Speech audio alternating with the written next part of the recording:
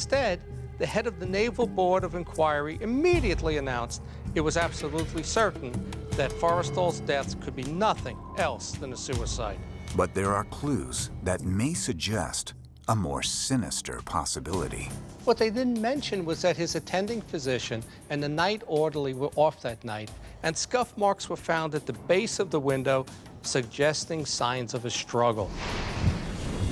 Is it possible that James Forrestal was murdered for threatening to expose the shadow government's UFO secrets? But keep in mind, this is 14 years before the Kennedy assassination.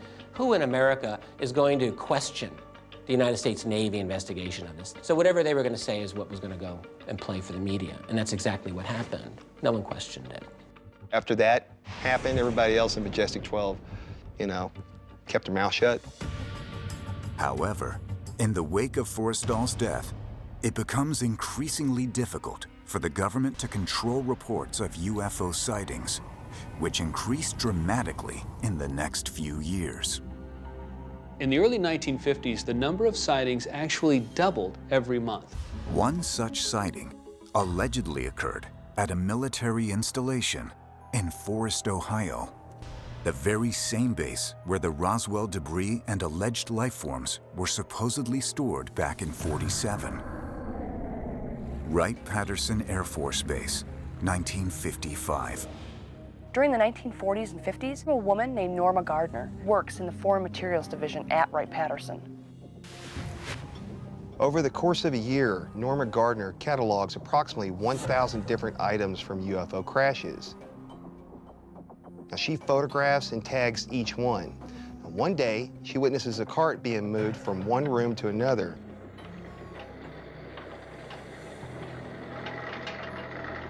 And on that cart are dead alien bodies. They appear to be between 4 and 5 feet tall, and their eyes are narrow and slanted. As a military employee, Norma Gardner is sworn to secrecy, but she eventually breaks her silence.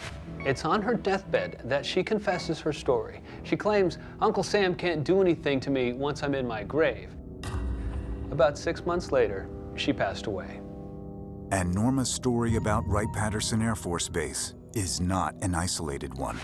In 1966, another government employee, known only as JK, is working there as a computer missile specialist on the Nike missile program with top security clearance. JK finds himself on many occasions at Wright-Pat. One of these times, he's escorted to an underground facility on the base that is inaccessible without top-level security. Inside this facility, he sees 9 glass cases. The glass appears to be about an inch thick, and each case is illuminated. And he can see that inside the cases are 9 bodies. Is Wright-Patterson Air Force Base the final resting place for aliens recovered from crash sites? Or, at the very least, could it be some sort of receiving station? Rumors suggest the answers reside in a special section of the base. It was always believed that all the UFOs, the bodies, even aliens, they were all brought to Hangar 18 for analysis.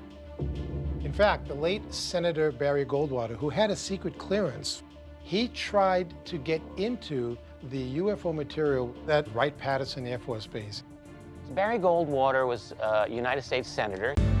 A UFO stole my neighbor, I don't care. He waved goodbye, floating up through the air. I'll borrow his lawnmower, sleep in his chair. A UFO stole